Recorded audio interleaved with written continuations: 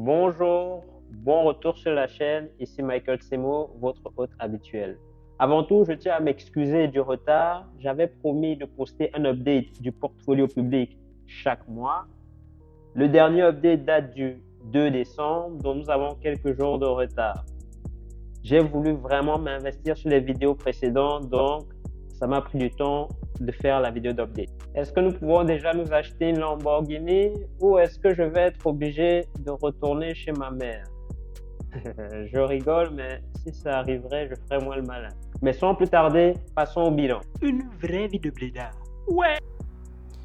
Ok, sans plus tarder, nous ouvrons notre application. Nous voyons que nous avons un portfolio de 11 595,68 euros. Nous étions à 11 034 euros 2 centimes le 2 décembre et nous sommes maintenant à 11 595 euros. Attention, nous n'avons pas fait depuis la dernière update une plus-value de 595,60 moins 34,02 centimes, soit 560 euros environ, mais plutôt une plus-value de 60 euros environ. Pourquoi? D'où viennent les 500 euros en plus? Je me suis rendu compte que le 2 janvier 2023, l'ordre d'achat automatique de 500 euros d'actions Microsoft a prélevé l'argent dans mon compte privé et non pas dans l'argent disponible sur l'application Trade Republic. J'ai corrigé ce paramétrage dans les investissements futurs. Ils ne me prélèveront plus dans mon compte privé, mais plutôt dans les sous qui sont déjà déposés sur l'application. Donc ceci, vous voyez, si je vais edit monthly, next. Vous voyez, à payment method, il faut choisir available cash parce que moi j'étais à SEPA direct debit. Il prenait dans mon compte directement. Il faut choisir available cash. Ça va? Donc voilà, donc le prélèvement se fera aux alentours du 16 janvier, je pense. Deuxième update du mois, Microsoft a chuté depuis la dernière mise à jour. Ici, on voit qu'on est à moins 7,52% depuis l'achat de l'action, donc depuis le début de notre portfolio public. On est passé d'une plus-value de plus 31% le 2 décembre à moins 7,47%. Nike a grimpé de 3,20% à plus 14,69%. Là, c'est bien. On s'est fait un peu d'argent sur Nike, contrairement à Microsoft. Le 31 décembre 2022, on a reçu notre premier dividende de Nike. Le Nike nous a viré 1,34 € parce qu'on est actionnaire de l'entreprise. Bon, on me dit que 1,34 € ce n'est pas grand chose, mais c'est des revenus passifs. On ne crache pas dessus. Et j'ai rajouté une nouvelle entreprise au portfolio public, Colruyt, dont j'en avais déjà parlé. Si vous voulez savoir pourquoi je m'intéresse à cette action-ci, vous pouvez aller voir l'update précédent du portfolio public. J'en ai parlé à ce moment-là. Ce qui s'est passé en fait, je vais vous montrer sur Yahoo. Colruyt a rapporté des résultats désastreux le mardi 13 décembre 2022, à savoir une baisse de 41,6% par rapport à il y a un an de leur operating profit. Qu'est-ce que c'est que l'operating profit? Vous pouvez le voir ici. Operating profit, c'est en fait la somme que l'entreprise met dans sa poche après avoir déduit tout le coût des opérations, donc tout ce que les operating costs lui ont coûté. On parle d'operating expenses ou encore cost of goods sold.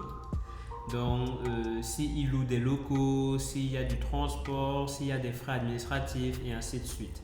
Dans l'article, on indique aussi qu'ils sont en compétition avec Aldi et Lidl. Ceux qui habitent en Belgique connaissent bien ces chaînes de supermarchés. On est dans un pays très social en Belgique. L'inflation va avoir des répercussions sur le salaire des employés. Il va probablement augmenter et Colruyt devra suivre. Et ça va affecter les revenus de l'entreprise durant la deuxième moitié de l'année. Le CEO de Colruyt a dit que les mois à venir vont rester très difficiles vu la perspective très sombre de l'économie, et ça risque d'affecter la consommation des clients Colruyt. Donc, est-ce qu'ils vont acheter moins parce qu'ils ont moins d'argent?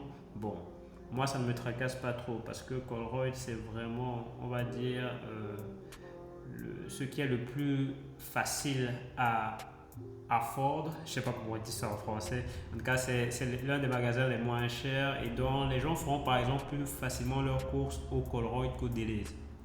Pour moi, ça ne me tracasse pas trop. Colruyt, qui a ses opérations en Belgique, France et Luxembourg, dit que son gross profit margin a chuté à 26,4% venant de 26,9% l'année précédente, dû à l'inflation qui n'a pas entièrement répercuté sur le consommateur, ce qui est sympa de leur part.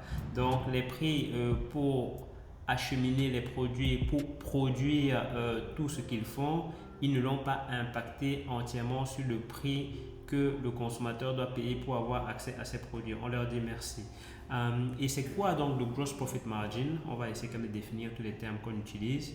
Gross margin, voici la formule ici, c'est les revenus moins le cost of goods sold sur les revenus. On a envie que cette gross margin soit la plus haute possible. Donc, il faudrait que les revenus soient le plus haut possible et que le cost of goods sold soit le plus bas possible. Ici, ils prennent l'exemple qu'un producteur de montres, le cost of goods sold va inclure toutes les constituants de la montre qu'il va vendre. Donc, toutes les constituants qu'il va utiliser pour fabriquer cette montre va rentrer dans le cost of goods sold. Le gross profit margin est descendu à 26,4 venant de 26,9. Ça n'a pas l'air dramatique comme ça, mais rappelez-vous qu'on parle de gros chiffres, ces montants sont très importants, même à la décimale près.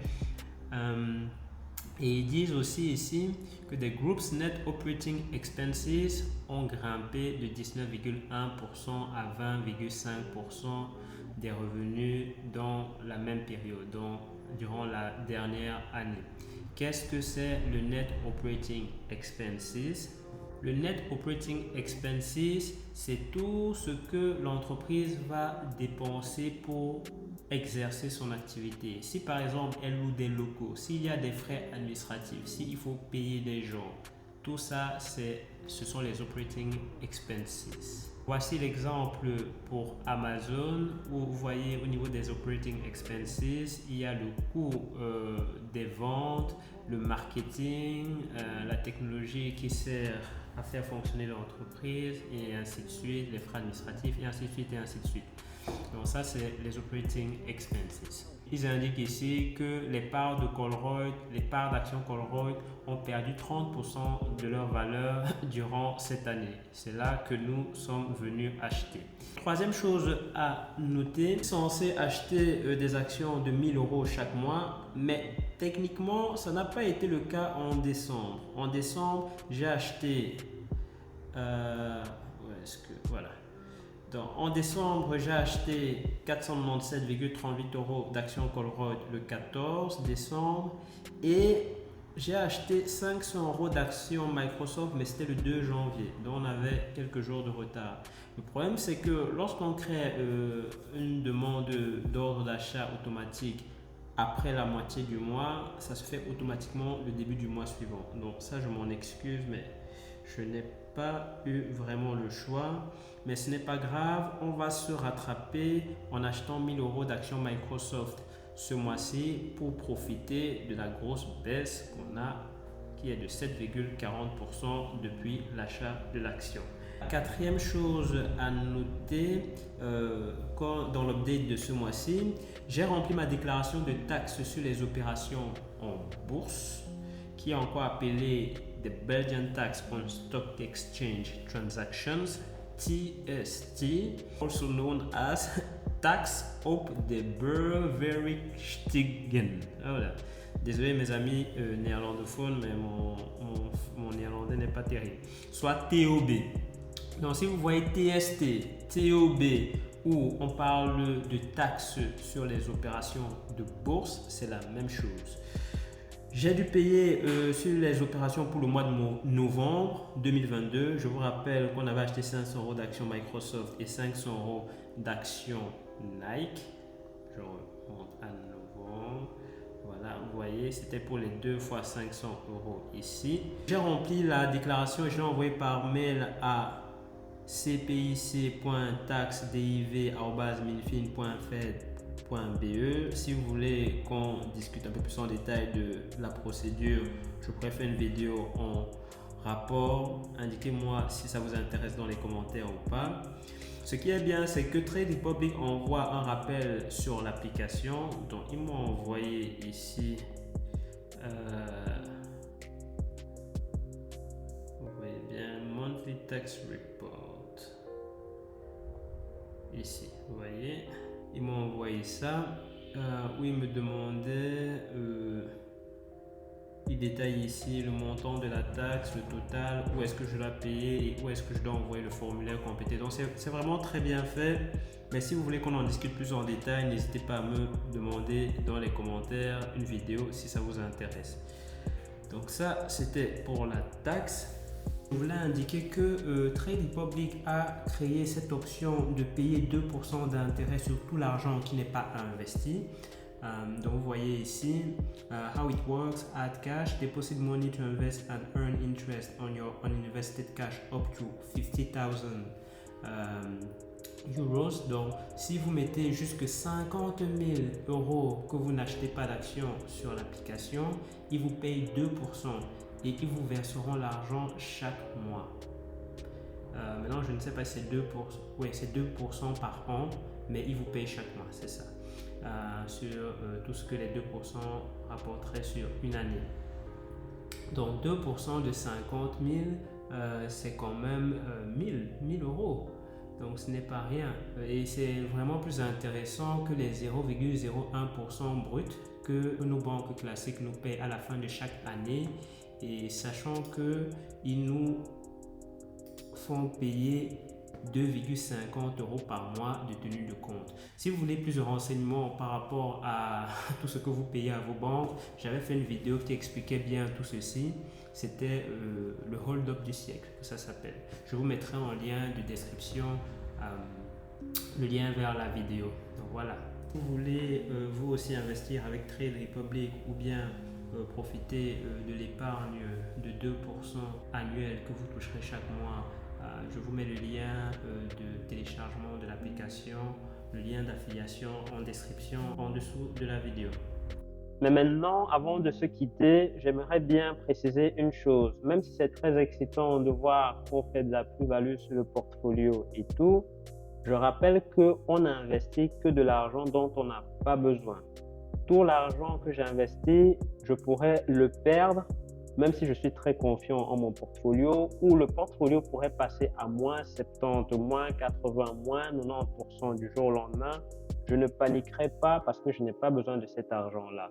Tout ce que je ferai, c'est d'attendre qu'il remonte calmement et j'achèterai encore plus d'actions pour consolider mes parts de propriété de ces bonnes entreprises. Sur ce, je vous quitte. À la prochaine. See you at the top.